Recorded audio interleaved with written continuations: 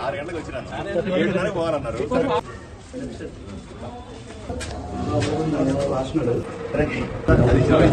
Very good. ఎక్కడ posting? ఇప్పుడు training ఎప్పుడు?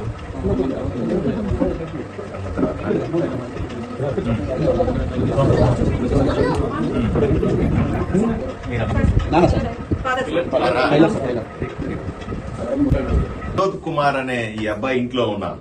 వీళ్ళ నాన్నగారు ఈయన ఏం పేరండి? సత్యనారాయణ గారు టైలరింగ్ పని చేస్తూ జీవనం సాగిస్తా ఉంటారు. పద్మశాలి సంఘానికి సంబంధించిన పెద్దలందరూ కూడా ఇక్కడ నాతో పాటుగా ఉన్నారు. ఈ అబ్బాయి మొన్న జరిగినటువంటి బ్యాంకు పరీక్షల్లో మంచి ర్యాంకు సంపాదించి తక్కువ వయసులో 22 సంవత్సరాల వయసులోనే మేనేజర్ ఉద్యోగం పొందాడు. ఈయన్ని ప్రశంసించడానికి, సన్మానం చేయడానికి నేరుగా నేనే వాళ్ళ ఇంటికి వచ్చాను. ఈ రోజు వాళ్ళ ఇంట్లో కూర్చొని అమ్మగారు, వాళ్ళ అమ్మ ఇక్కడ ఉన్నారు, వాళ్ళ బంధువులంతా ఇక్కడ ఉన్నారు. వీళ్ళందరి మధ్య సంతోషాన్ని పంచుకుంటాం. ఎందుకంటే ఆదోనిలో ఎంతో మంది యువకులకు స్ఫూర్తి అయినటువంటి ఈ అబ్బాయి నిజంగా మనం అభినందించాల్సిందే.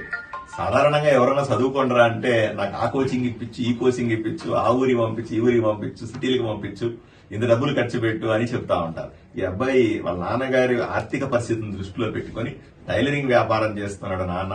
వాళ్ళ పెదనాన్న ఉన్నాడు, చికెన్ పకోడీ చేస్తా ఉంటాడు అంటాడు. ఇంకొక పెదనాన్న ఉన్నాడు, ఆయన ఆటో దోలుతూ ఉంటాడు. ఇంత చిన్న కుటుంబంలో నుంచి కూడా వాళ్ళమ్మ ఇళ్లలో పనిచేసి బిడ్డను సాకింది. ఎంత గొప్ప కుటుంబం ఆలోచన చేయండి, ఎంత ఆదర్శవంతమైన కుటుంబం ఆలోచన చేయండి. ఈ పిల్లవాడు ఎటువంటి కోచింగ్ తీసుకోకుండా ఇంట్లో ఆన్లైన్ కోచింగ్ల ద్వారా ఏదో రకంగా చేసి బాధ్యత తెలుసుకుని, కుటుంబ బాధ్యతను లేదా తనకున్న ఆర్థిక పరిస్థితుల బాధ్యత గుర్తించి ఈ రోజు బ్రహ్మాండమైన ర్యాంకు తెచ్చుకున్నాడు. మంచి మార్కులు తెచ్చుకుని ఇప్పుడు మేనేజర్, బ్యాంక్ ఆఫ్ బరోడాలో మేనేజర్ ఉద్యోగం వచ్చింది ఆయనకి. కాబట్టి నేనే ఎమ్మెల్యేగా ఎందుకు వీళ్ళ ఇంటికి వచ్చి అభినందిస్తున్నానో ఒకసారి ఆలోచన చేయండి. ఇటువంటి పిల్లలు కేవలం వాళ్ళ కుటుంబానికే మాత్రమే కాకుండా ఆదోనికి కూడా గర్వకారణంగా మనం చూడాల్సిన అవసరం ఉంది.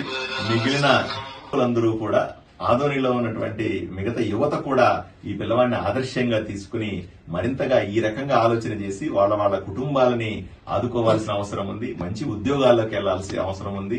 వాళ్ళ కుటుంబాలకు మంచి పేరు తేవాల్సిన అవసరం ఉంది. ఆదోనికి కూడా మంచి పేరు తేవాల్సిన అవసరం ఉంది. ఈ కర్నూలు జిల్లాకి, ఆంధ్రప్రదేశ్ కూడా గర్వకారణంగా మారాల్సిన అవసరం ఉందని నేను అందరికీ కూడా విజ్ఞప్తి చేస్తా ఉన్నాను.